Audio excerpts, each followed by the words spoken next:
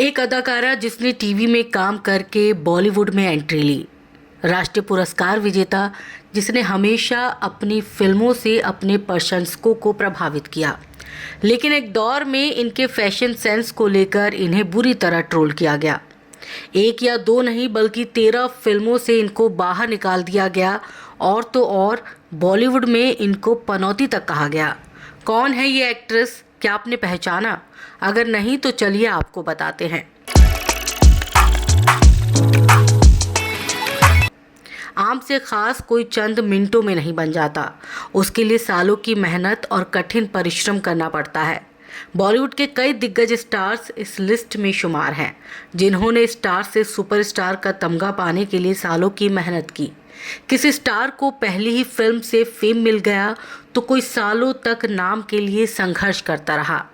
आज हम एक ऐसी एक्ट्रेस के बारे में चर्चा करने जा रहे हैं जो वर्तमान में बॉलीवुड में सबसे प्रतिभाशाली कलाकारों में से एक मानी जाती हैं, लेकिन जो नाम उन्हें आज हासिल हुआ है वो उनके लिए बिल्कुल आसान नहीं था। तुम्हारी फील्ड में वो AR रहमान को ही देख लो, ओरिजिनल आइकन, अपना रास्ता खुद बनाए।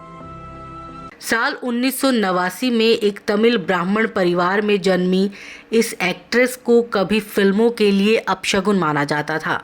मोटापे के लिए तंज कसे जाते थे, फैशन सेंस को लेकर इनको बुरी तरह से ट्रोल किया जाता था। लेकिन फिर वक्त ने करवट बदली और वो हिंदी सिनेमा की टॉप एक्ट्रेस की लिस्ट में शुमार हो गई। ये एक्ट्रेस हैं विद्या बालन। विद्या जब छोटी थी तो दूसरे बच्चों के साथ खेलने में उन्हें कोई दिलचस्पी नहीं थी। वो अपने घर के अंदर आराम से बैठना ही पसंद करती थी।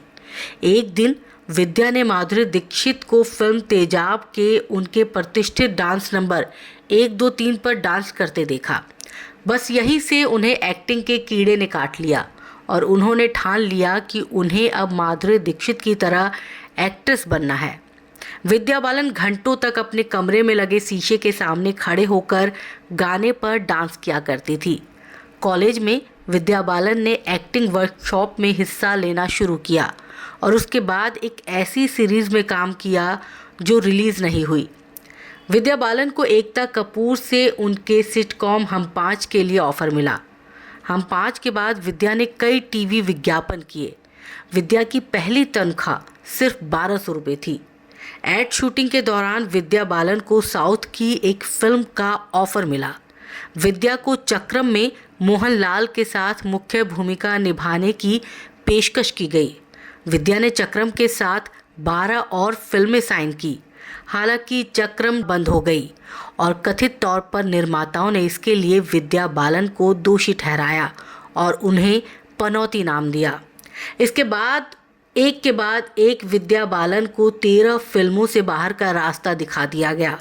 विद्या बालन ने तमिल फिल्मों में काम करने का फैसला जो किया था, लेकिन उन्हें अब इस बात का अफसोस हो रहा था। विद्या का फिल्मी डेब्यू बंगाली फिल्म भालो थेकू से हुआ। बंगाली फिल्म में उनकी भूमिका की काफ़ी सराहना भी की गई और दिवंगत निर्देशक प्रदीप सरकार ने उन्हें विधु विनोद चोपड़ा के प्रोडक्शन परिणीता के लिए ऑडिशन देने की सिफारिश की। इस तरह विद्या बालन की बॉलीवुड में एंट्री हुई और फिर उन्होंने जो किया वो बॉक्स ऑफिस के सुनहरे पन्नों में दर्ज हो गया। विद्या बालन ने hey baby, Bhool Bhulaiyaa, no one killed Jessica, the dirty picture, Kahaani, Sherni, Shakuntala Devi और जलसा जैसी फिल्मों से अपने अभिनय का लोहा मनवाया। कई साल पहले विद्या ने अपने एक इंटरव्यू में अपने संघर्ष को याद करते हुए कहा था कि मुझे 13 फिल्मों से बाहर कर दिया गया था। जब एक निर्माता ने मुझे एक फिल्म में रिप्लेस किया तो मेरे साथ उनका व्यवहार बहुत बुरा था। उन्होंने मुझे इतना बदसूरत महसूस कराया कि 6 महीने तक मैं खुद को आईने में देखने की हिम्मत नहीं जुटा सकी। विद्या बालन ने काफ़ी संघर्ष किया और उसका परिणाम ये हुआ कि उन्हें लोगों का प्यार बेशुमार मिला। आज दुर्गाष्टमी है, तेरा गला काट के तेरा खून पीना है।